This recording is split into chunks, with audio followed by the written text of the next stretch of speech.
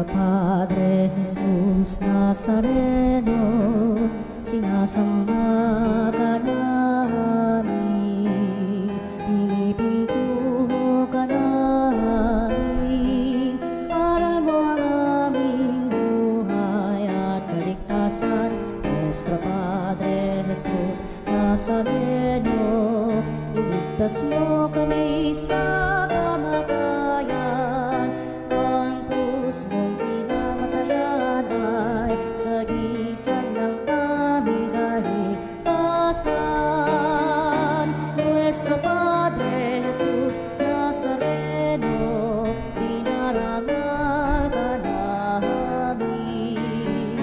Nuestro Padre Jesus Nazareno, inulwalhati ka namin.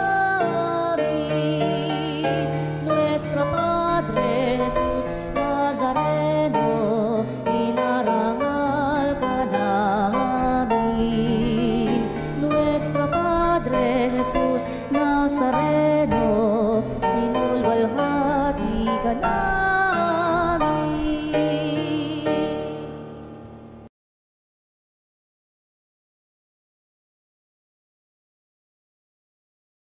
Lahat ay makayakap,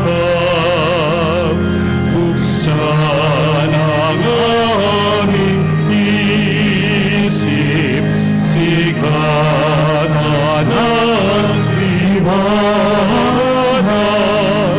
ng pusang matang hilig, tungkulin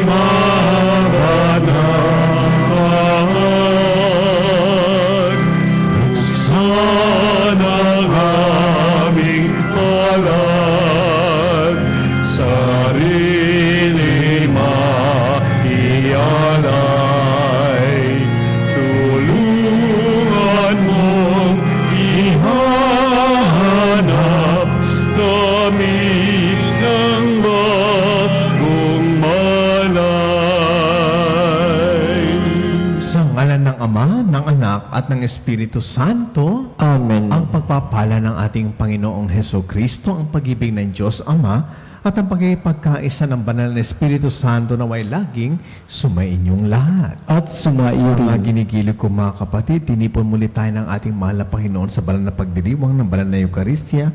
Hindi lamang tayo tumanggap ng kanyang katawan at dugo upang magibahagi tayo sa buhay ng ating Panginoon, kundi ito'y pagkakataon natin makipagkasundo sa Kanya sa pasimula ng ating pagdiriwang upang tayo maging marapat makibahagi. Hindi lamang sa pagdiriwang na ito, kundi sa biyayang kaloob ng Kanyang muling pagkabuhay. Kaya naman mga kapatid, idulog natin ang ating mga sarili ng buong buo. Aminin natin ang ating mga kadustahan. Pasalamatin natin ang Diyos sa mga biyayang ating nakamtan. Ating ngayon suriin natin mga sarili at ating sabihin, inaamin ko sa makapangyarihan Diyos at sa inyo mga kapatid, na lubha ko nagkasala sa isip, sa salita at sa gawa, at sa aking pagkukulang. Kaya isinasamo ko sa mahal na Birheng Maria, sa lahat ng mga anghel at mga banal, at sa inyo mga kapatid, na ako'y ipanalangin sa Panginoong ating Diyos. Kaawaan tayo ng makapangyarihan Diyos, patawarin sa ating mga kasalanan, kahit patnubayan hanggang sa buhay na walang hanggan. Amen. Manalangin tayo. Ama naming makapangyarihan, dumudulog kami sa iyong pagmamahal upang kaming nagsisipagbagong buhay ay gumagawa ng kabutihan, ay mamalaging wagas sa pagsunod sa iyong mga utos, at ang pagkabuhay ng aming manunubos ay may pagdiwang naming mataos sa pamagitan niya, kasama ng Espiritu Santo, magpasawalang hanggan. Amen. Amen. Pagbasa mula sa aklat ng Exodo.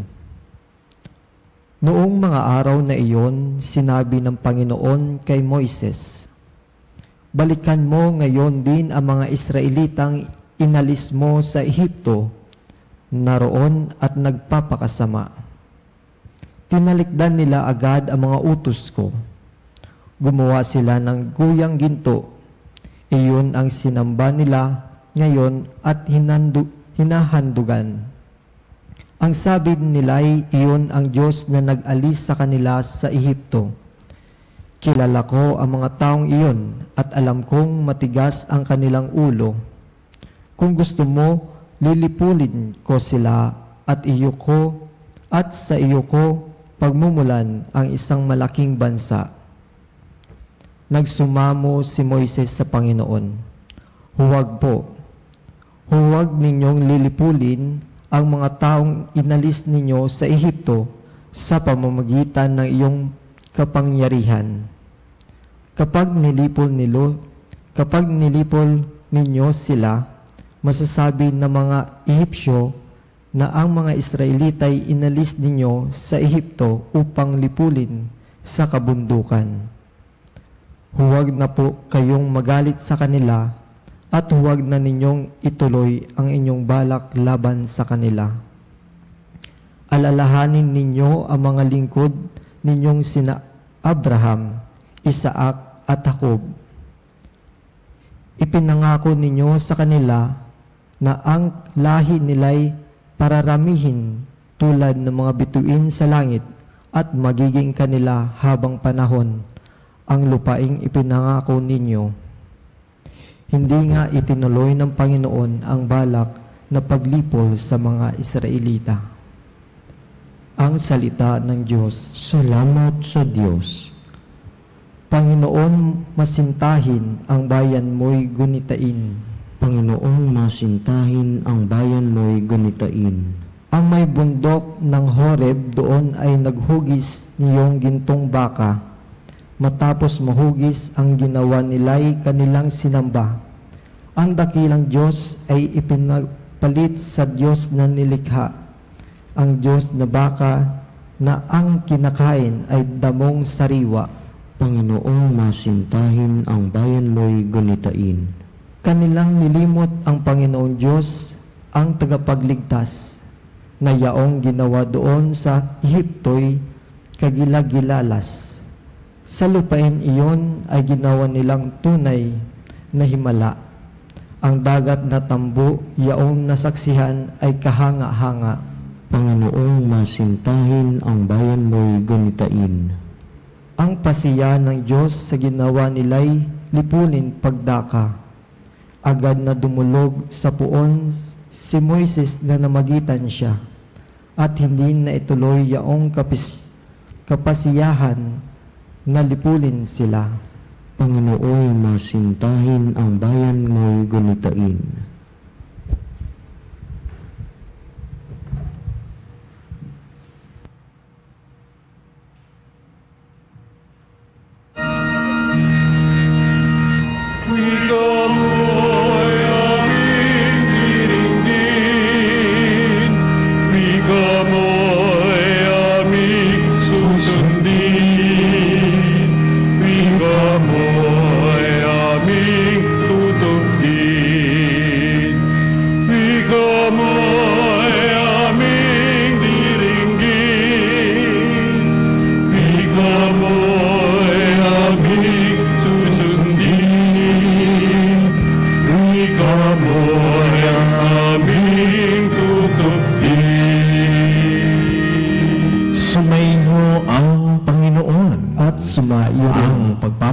Sa mabuting balita ng ating Panginoon ayon kay San Juan. Papuri sa iyo, Panginoon. Noong panahong iyon, sinabi ni Jesus sa mga Hudyo, "Kung ako lamang ang nagpapatotoo tungkol sa aking sarili, huwag ninyong tanggapin. Ngunit may ibang nagpapatotoo tungkol sa akin. At ibang pagpapatotoo at totoo ang kanyang sinasabi. Nagpasugo kayo kay Juan at nagpatotoo siya tungkol sa katotohanan. Hindi sa kailangan ko ang patotoo ng tao. Sinasabi ko lamang ito para maligtas kayo. Si Juan ay parang maningas na ilaw na nagliliwanag noon at kayo'y sandaling nasiyahan sa kanyang liwanag. Ngunit may patotoo tungkol sa akin na higit sa patotoo ni Juan, ang mga gawang ipinagagawa sa akin ng Ama at siya ko namang ginaganap. Iyan ang nagpapatotoo na ako'y sinugo niya at ang amang nagsugo sa akin ay nagpapatotoo rin tungkol sa akin. Kailan may hindi ninyo narinig ang kanyang tinig at nakita ang kanyang anyo? Walang pitak sa inyong puso ang kanyang salita, sapagkat hindi kayo nananalig sa akin na sinugo niya. Sinasaliksik ninyo mga kasulatan sa paniwalang doon ninyo matatagpuan ang buhay na walang hanggan. Ang mga ito ang nagpapatotoo tungkol sa akin, ngunit ayaw naman ninyong lumapit sa akin upang kayo magkaroon ng buhay. Hindi ako naghahangad na parangalan ng mga tao, ngunit kilala ko kayo. Alam kong wala kayong pag-ibig sa Diyos.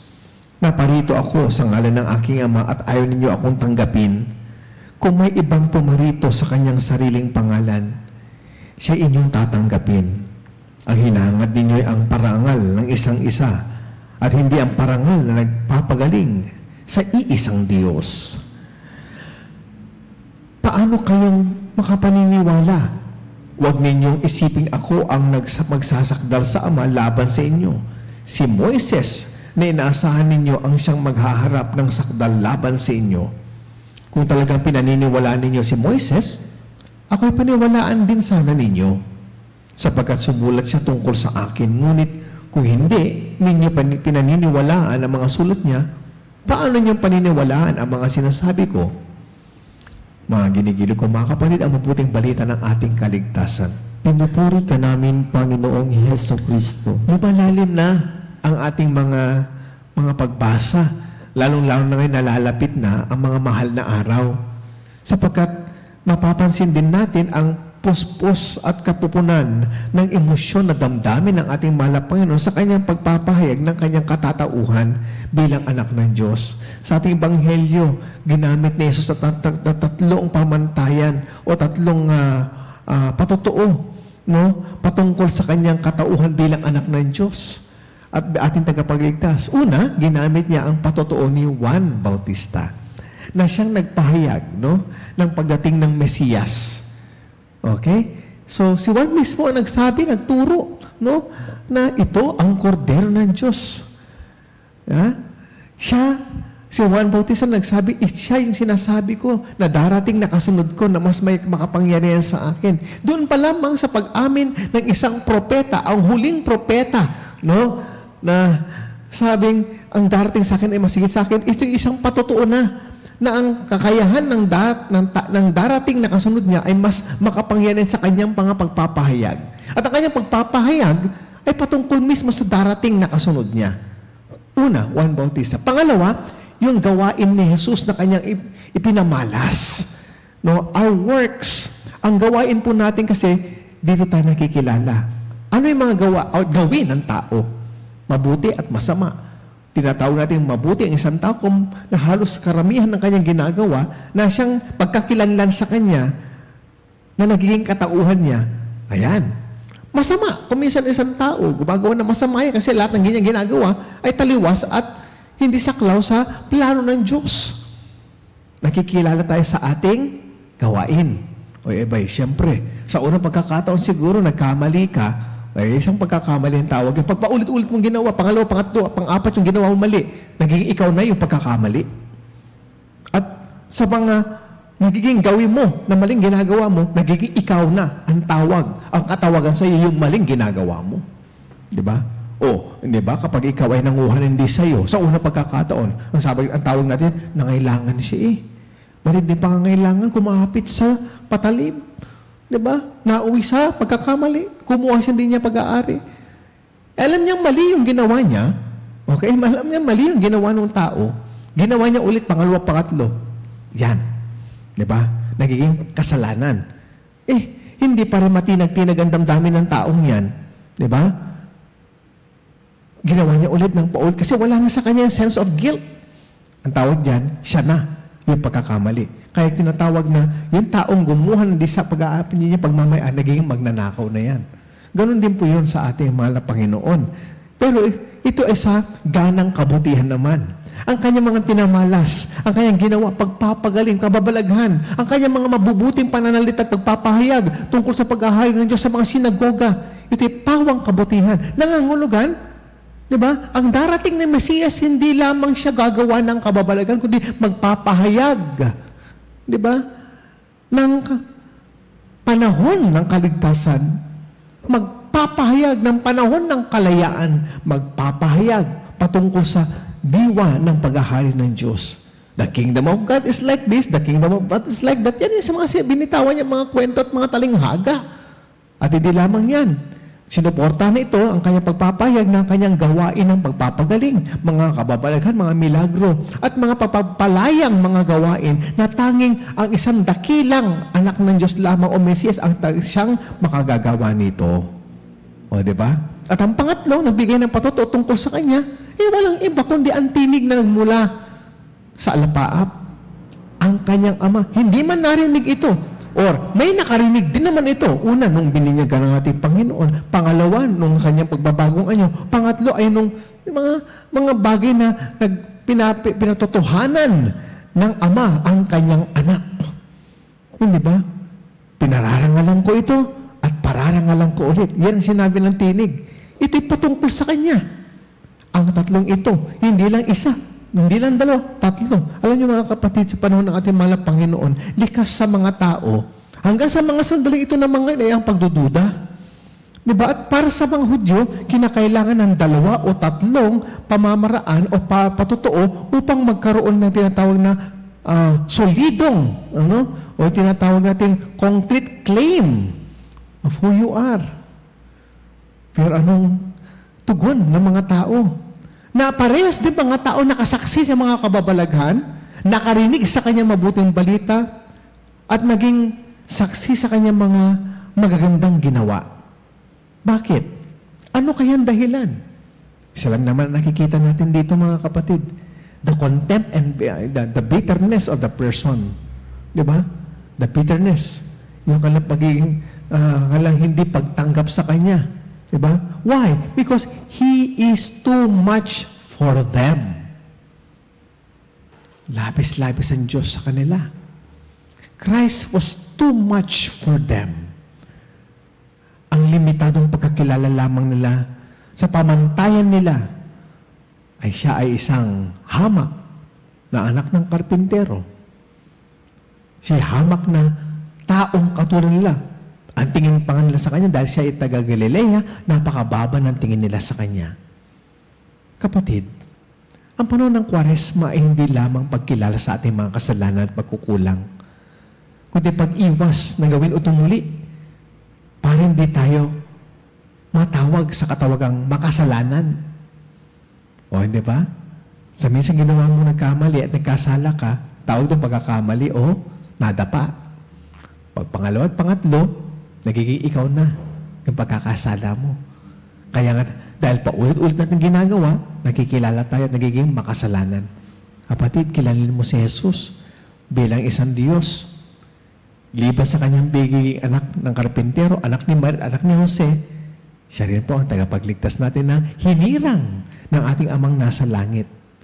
Ano bang mawawala kapag tayo nanalig sa Kanya? Hindi ba wala? Ano bang mawawala kapag tayo ay sumuko sa Kanya? Hindi ba? Wala. Walang mawawala sa atin. Ang katotohanan po, wala na nga nawala sa atin, tayo pa ay nagkaroon. Nagkaroon tayo ng kakampi kay Kristo, nagkaroon tayo ng tagapagligtas kay Kristo, nagkaroon tayo ng pagmamahal kay Kristo. Ito yung hamon sa atin ngayon. Hindi kailangan ng Diyos ng patotoo ng tao. Ang ibig sabihin lamang ng Panginoon, God doesn't need the approval of a human person. Sino ba tayo para aprobahan ng Diyos? Hindi ba dapat ang Diyos ang gumagawa niyan sa atin? Kapatid, magnilay kang mabuti. Pag-isipan mo mabuti. Kung sa harapan ng Diyos, wala tayong katatayuan. Sino ka nga ba talaga? Bagkos kinakailangan mo ang patotoo ng Diyos na siya nag-utos na gumawa ng mabuti sa iyo upang sa iyong mga kilos at gawa at gawi, dito mo mapamalas at makikilala kung sino ka nga ba talaga bilang tagasunod niya. Sa ngalan ng Ama, Anak, at ng Espiritu Santo. Amen.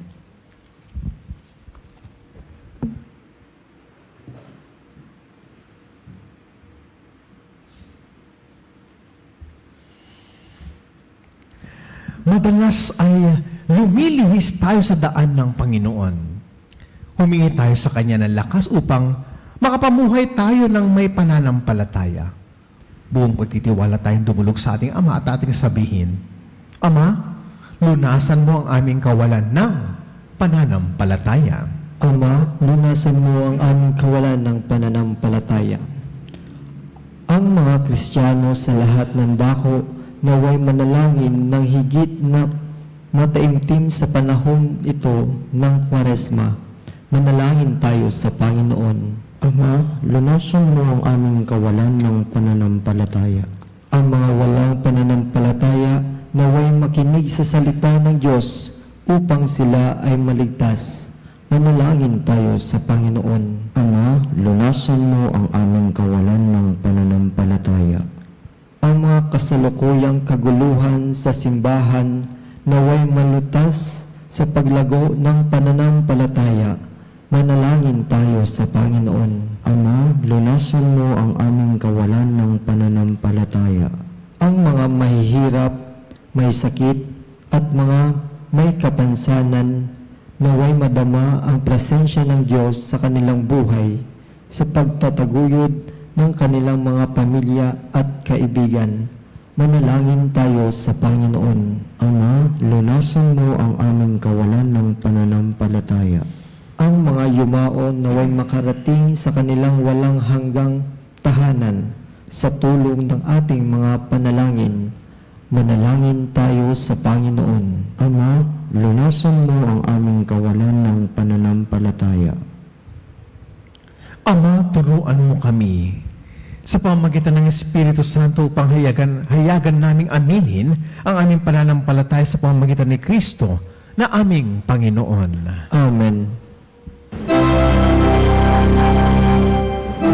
Kunin at tanggapin ang alay na ito, mga biyayang nagmula sa pagpapala mo.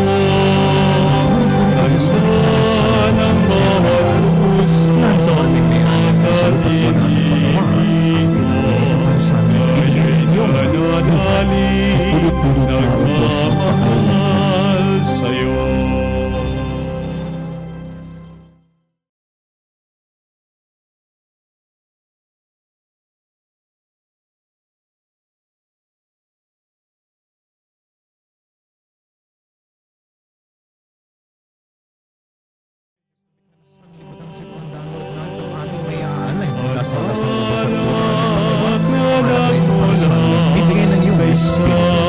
Puri-puri ka, O Diyos, magpakailanman. Inuming nagbibigay lakas. Kunin at tanggapin ang alay na ito, mga biyayang nagmula sa pagpapala mo. Handa ng bawat puso, pagkat inibig ko, ngayon'y nananalig, nagmamahal sa'yo.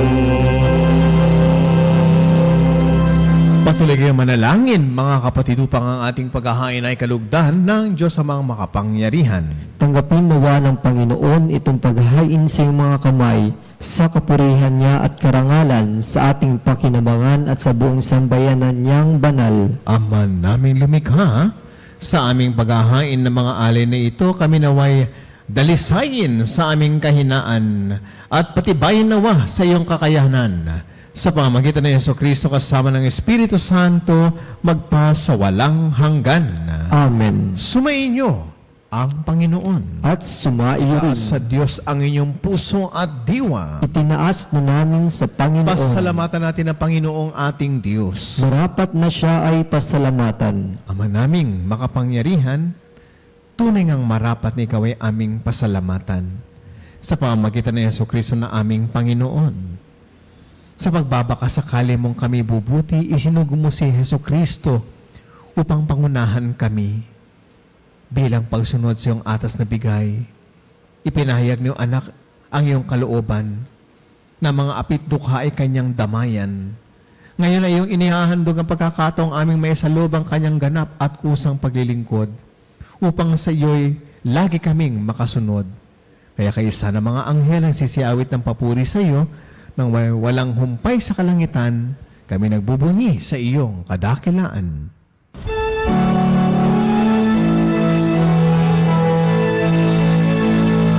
Santo, Santo, Santo, Panginoong Diyos na makapangyarihan, napupuno ang langit at lupa, ang kaluwalhatian mo.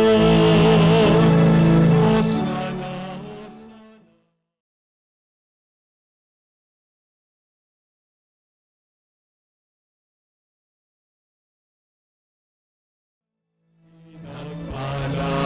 Naparirito sa ngalan ng Panginoon. Hosana, Hosana sa kaitaasan. Hosana, Hosana sa kaitaasan. Aman naming banal, ikaw ang bukal ng tanang kabanalan, kaya sa pamamagitan ng Espiritu gawin mong banal ang mga kaloob na ito upang para sa aming maging katawan at dugo ng aming Panginoong Heso Kristo. Bago niya pinagtiis ang kusang loob na maging handog, hinawakan niya ang tinapay, pinasalamatan kanya, pinaghati-hati niya iyon at iniabot sa kanyang mga alagad at sinabi, tanggapin niyo lahat ito at kanin ito ang aking katawan na ihahandog para sa inyo.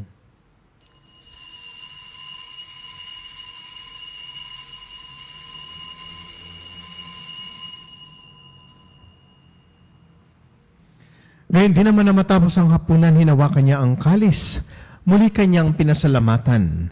Iniabot niya ang kalis sa kanyang mga alagad at sinabi, tanggapin ninyong lahat ito at inumin ito ang kalis ng aking dugo, ng bago at walang hanggang tipan. Ang aking dugo ni bubuhos para sa inyo at para sa lahat sa pagpapatawad ng mga kasalanan. Gawin ninyong lahat ito bilang pag-alaala sa akin.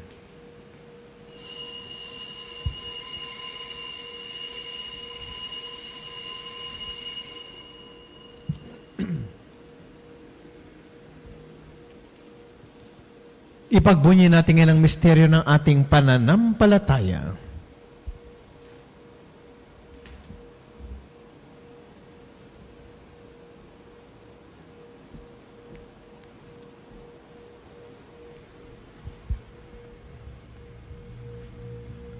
Si Kristo'y namatay, si Kristo'y nabuhay, si Kristo'y babalik sa wakas ng panahon. Ama, ginagawa namin ngayon ang pag-alaala sa pagkamatay at muling pagkabuhay na iyong anak. Kaya't iniaali namin sa iyo ang tinapay na nagbibigay buhay at ang kalis na nagkakaloob ng aming kaligtasan. Kami nagpapasalamat dahil kami iyong minarapat na tumayo sa harap mo para maglingkod sa iyo. Isanasamo namin kaming magsasalo-salo sa katawan at dugo ni Kristo ay mabuklod sa pagkakaisa sa pamamagitan ng Espiritu Santo. Ama, lingapin mong iyong simbahang laganap sa buong daigdig. Puspusin mo kami sa pag-ibig. Kaisa ni Francisco na aming Santo Papa at ni Elias na aming Obispo at ang lahat ng kaparian. Alalahanin mo rin mga kapatid naming nahimlay nang may pag-asang sila muling mabubuhay, gayon din ang lahat ng mga pumanaw. Kaawaan mo sila at patuloyin sa iyong kaliwanagan. Kaawaan mo at pagindapatin kaming lahat na makasalo sa iyong buhay na walang wakas. Kaisa ng mahal na Birheng Maria na ina ng Diyos. Kaisa ng kanyang kabiyak sa puso na si San Jose. Kaisa ng mga apostol at ang lahat ng mga banal na namuhay dito sa daigdig ng kalugod-lugod sa iyo. May pagdiwang naman namin ang pagpupuri sa kararangal mo sa pamamagitan ng iyong anak na aming Panginoong Heso Kristo. Sa pamamagitan ni Kristo, kasama niya at sa Kanya, ang lahat ng parangal at papuri ay sa iyo, Diyos amang makapangyarihan, kasama ng Espiritu Santo, magpa sa walang hanggan. Amen.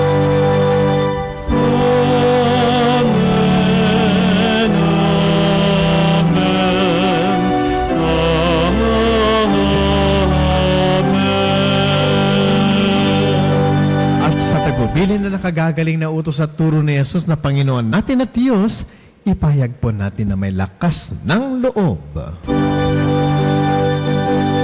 Ama namin, sumasalangit ka, sambahin ang ngalan mo. Mapasa amin ang kaharian mo, sundin.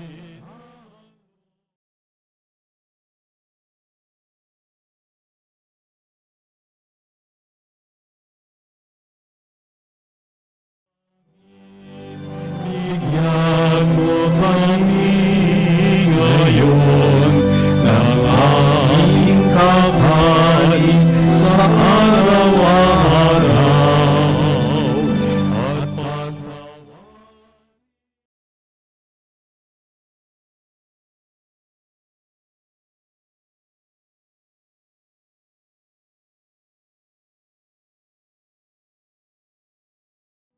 at pagkakasala sa amin, at huwag mo kami ipahintulot sa tukso, at iadya mo kami sa lahat ng masama.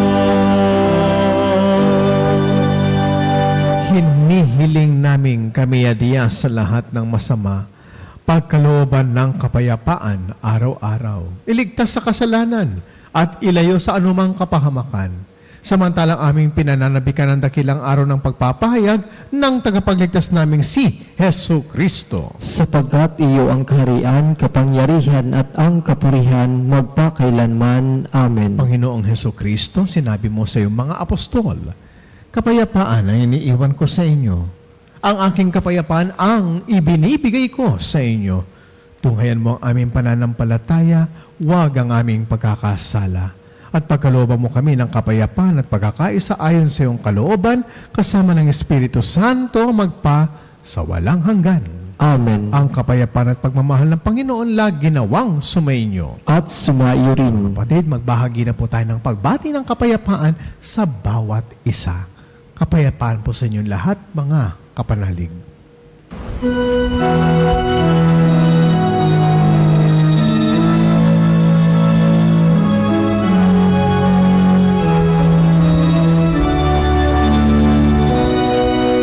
Cordero ng Diyos na nag-alis ng mga kasalanan ng mundo,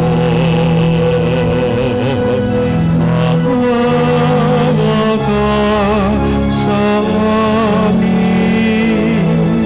Cordero ng Diyos, maawa ka. Cordero ng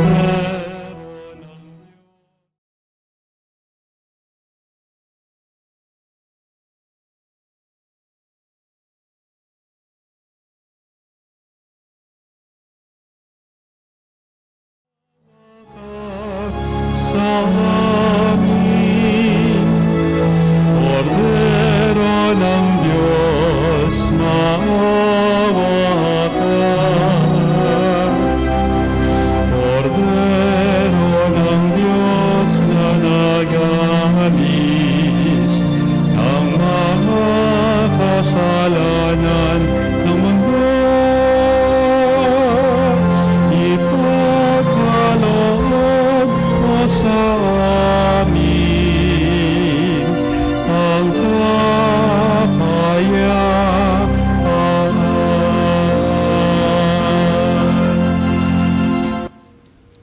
Mga ginigil ko mga kapatid, narito ang ating mahal na Panginoong Heso Kristo.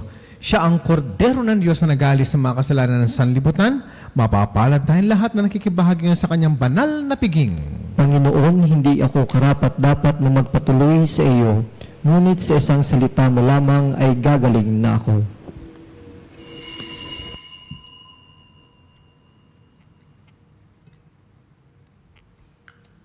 Mga kapanalig, ating dasalin ang komunyong espiritual.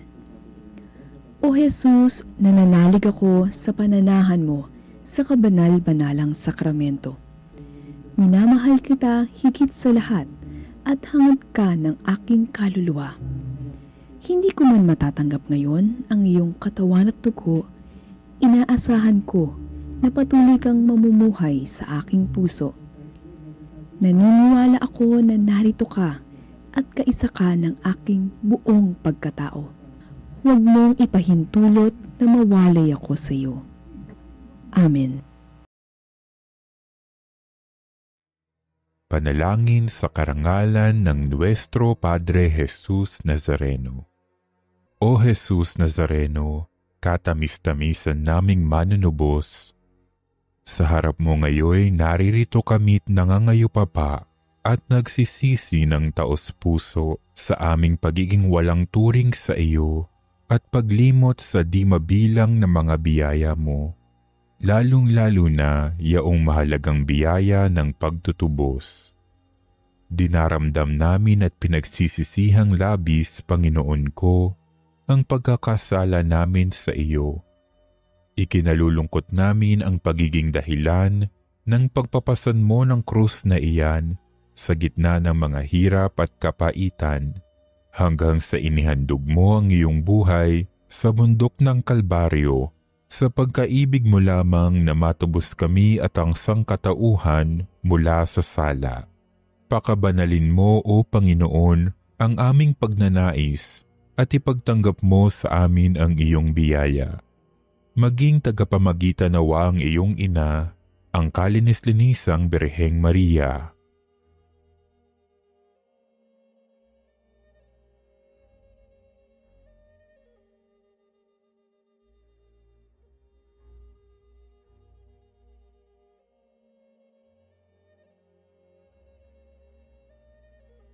Ama naming makapangyarihan, niloob mong akuin ang iyong anak, ang krus at kamatayan, upang ang sangkatauhan ay matubos at mabuhay. Ang pag-ako namin sa krus at kamatayan dito sa lupa, ayon sa diwa ng pagsunod sa iyong loob, na ginanap ng iyong anak, ay magpagindapat nawa naming kamtin ang lubos na katubusan at pagkabuhay sa iyong piling, sa pamamagitan ni Hesukristo, kasama ng Espiritu Santo, magpasawalang hanggan. Amen. Nuestro Padre Jesus Nazareno, Panginoon namin at Diyos, kaawaan mo kami. Manalangin tayo.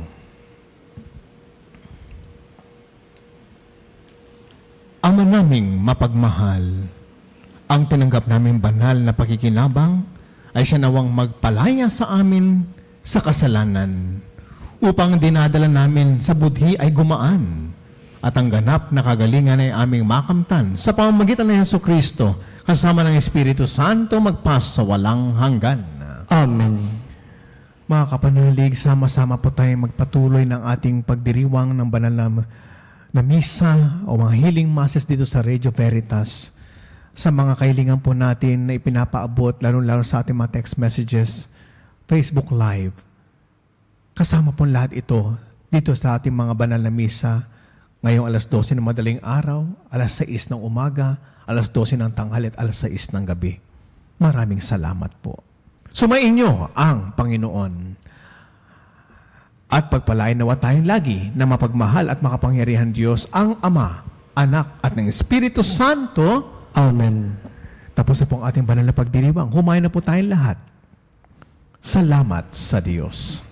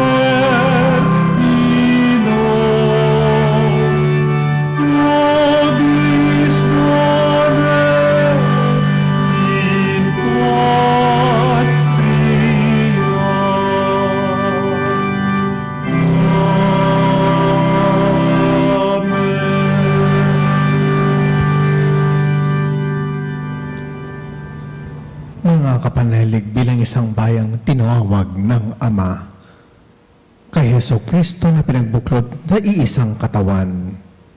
Tayo manikluhod at sumamba sa Panginoong Jesucristo sa kabanal-banalan na sakramento sa altar. Sa sandaling ito ng pagpupulit pagsamba sa banal na sakramento, alalahanin natin ang ating mga kapanalig na kasama natin ngayong nakikinig at nakasubaybay sa ating himpilan. Lalong higit ang ating mga may sakit at ang mga nakaratay sa banig ng karamdaman. Ang mga nasa paggamot at kanilang tahanan at ang lahat na tangi sa Diyos lamang umaasa ng kagalingan.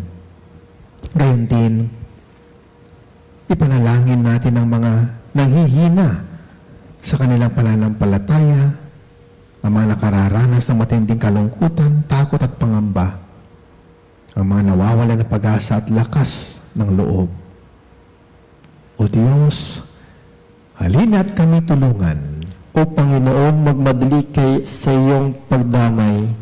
Papuri sa Ama at sa Anak at sa Espiritu Santo. Kapara noong una, ngayon at magpasawalang hanggan. Amen.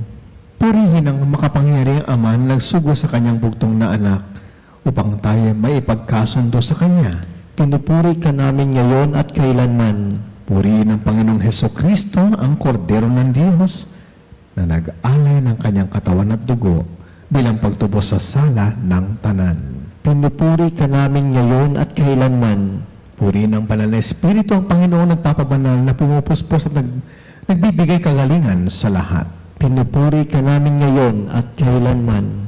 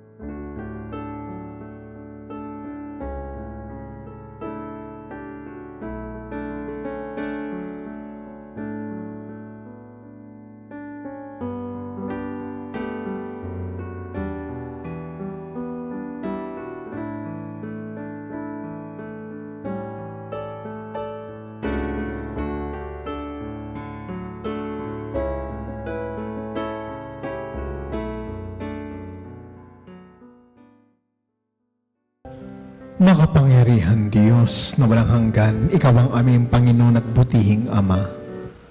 Sa iyong pagpapala, ipinagkalob mo ang lakas sa aming kahinaan. Tunghayan mo po ng may kagandahang loob ang iyong mga lingkod na may sakit at karamdaman. Ang mga nababalis at nawawalan ng pag-asa. Ang mga natatakot at nalulumbay.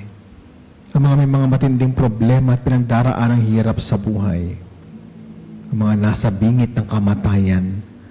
Pagalingin at alawin mo po sila sa kanilang mga karamdaman at ibalik sa kalusugan at kapanatagan ng loob upang mapatid nila ang iyong kabutihan at sila'y magpasalamat sa iyong banal na pangalan. Hinihiling namin ito sa ngalan ni Kristong aming Panginoon. Amen. Panginoon, nagsusumama kaming dalawin ang tahanang ito at alisin mula rito ang lahat ng mapaninang kapangyarihan ng kaaway. Manahanawa rito ang iyong mga anghel na banal upang panatilihin kami sa kapayapaan at sumasa amin nawang lagi ang iyong pagpapala. Hinihiling namin ito sa pamamagitan ni Kristong aming Panginoon. Amen. Gawaran nawa tayo ng makapangyarihan Diyos ng kapanatagan ng loob at mapayapang buhay. Amen.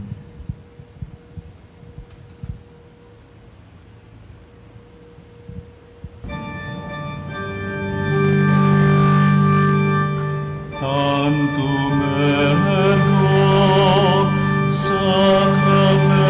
sacramentum venerem cernui et ancitum documentum novo cedat vitui prestet fides supplementum sensum defectui genitori genitoque lauset jubilatio salus honor virtus coque siret benedictio occidenti abut noque comporsit laudatio. Amen.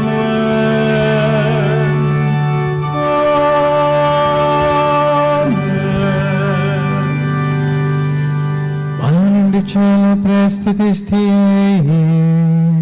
Homen declamentum in se abente. oremus.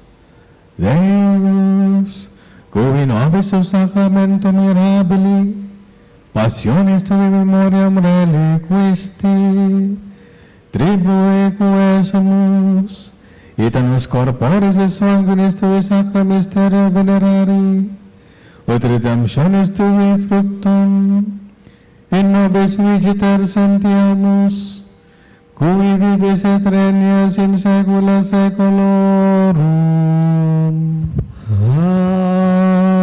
Amen.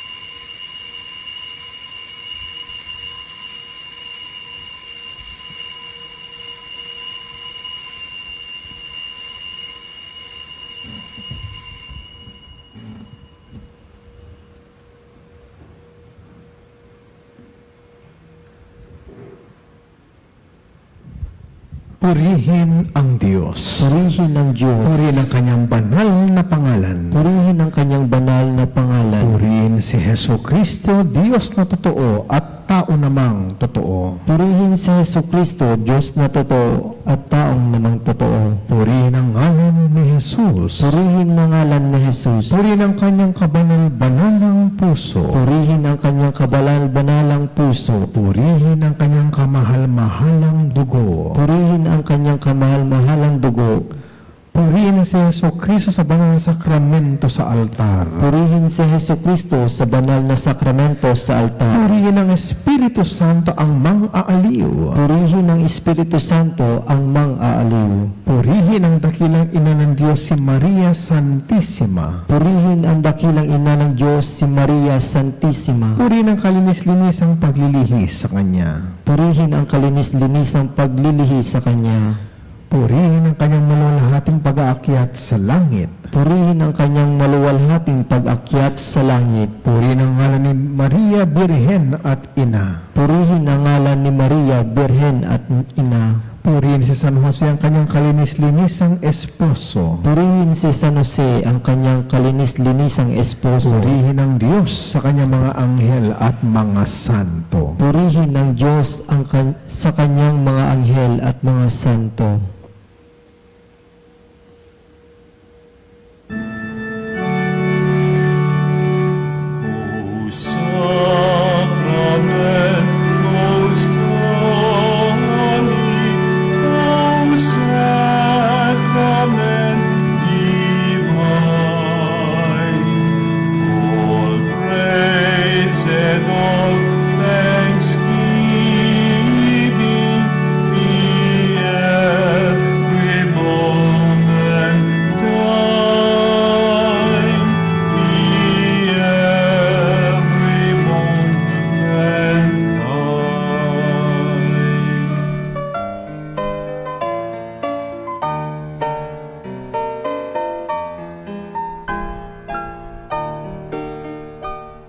Nuestro Padre Jesus Nazareno, sinasamba ka namin, pinipintuho ka namin, aral mo ang aming buhay at kaligtasan.